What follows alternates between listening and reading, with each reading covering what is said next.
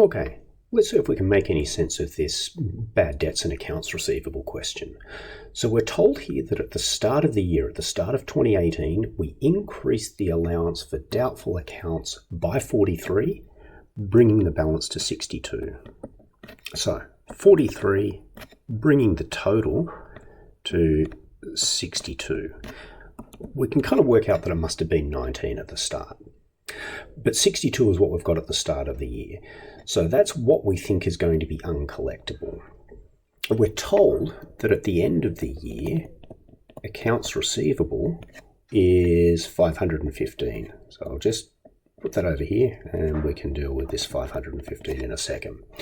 When the year-end audit was being done, we're doing two things: providing for another $26,000 worth of receivables that we don't think we'll collect, and we'll write off $41,000 that were previously deemed doubtful. So what that means is that 41 of this initial 62 is going to be written off. So 41 of the 62 is a write-off. So we're left with 21, which is the 62 less 41. We then provide for another 26. So we've got 26.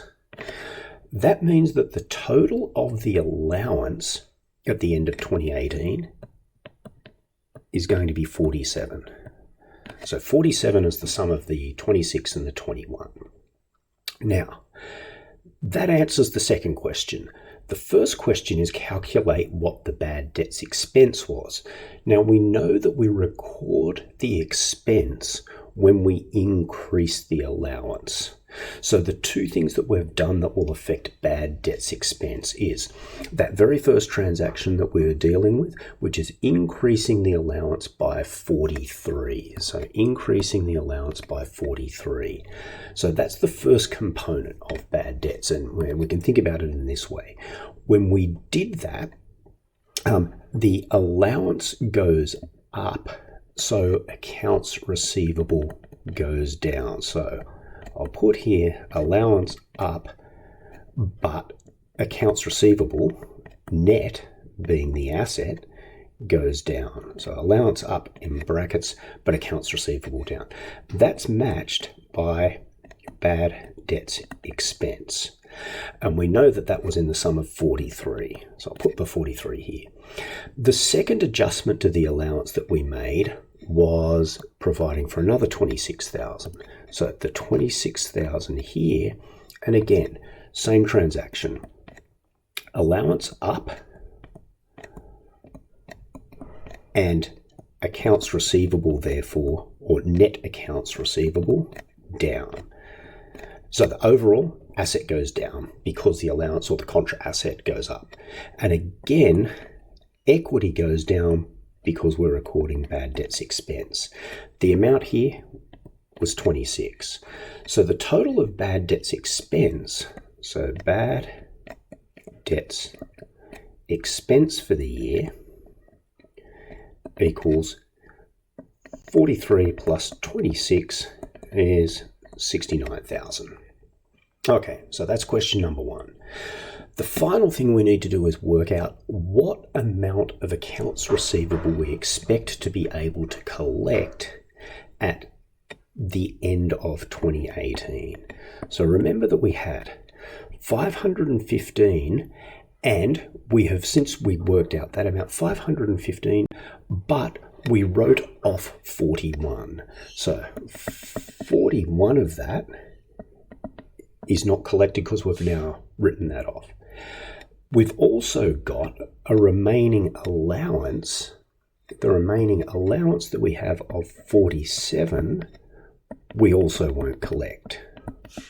So the total amount that we expect to collect for accounts receivable, or our accounts receivable balance, is going to be 515 less the 41 that we wrote off and the 47 that we still think we won't collect.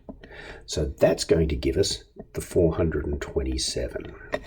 And so I guess the key here is to recognize that the writing off of the allowance or the debt as bad will do two things. And let's see if I can fit this over here. So if we're thinking in terms of the assets, liabilities, and equity, what it will do, I'll jump up onto the top of the screen. It's going to increase the allowance. So the allowance will increase by 41 because it's no longer part of the allowance. We've decided we're not going to get that money. But we're writing off the accounts receivable account itself by 41. So the difference between that and the first two entries is the allowance went up, so accounts receivable net went down, but the underlying accounts receivable at cost, if you like, does not change. This final transaction, we're writing off of the 41, does two things. The allowance goes up and the accounts receivable goes down by 41 because they're no longer being collected. So that's why we need to incorporate both the 41 adjustment as well as the 47 adjustment when we're coming up with that final accounts receivable. Now, let's just say that we didn't write off that 41,000. Then what the difference would have been is that our allowance would have been 62,000. So the allowance would have been 62 plus the additional 26 that we decided to provide for at the end of the year. So we still would have had an uncollectible, or an estimate of our uncollectible receivables of 88, which, so the 62 and 26 would be the 88, that in this case matches the 41 and the 47. So regardless of whether we did that write-off or not, we still have an estimated collection of accounts receivable of the 427,000.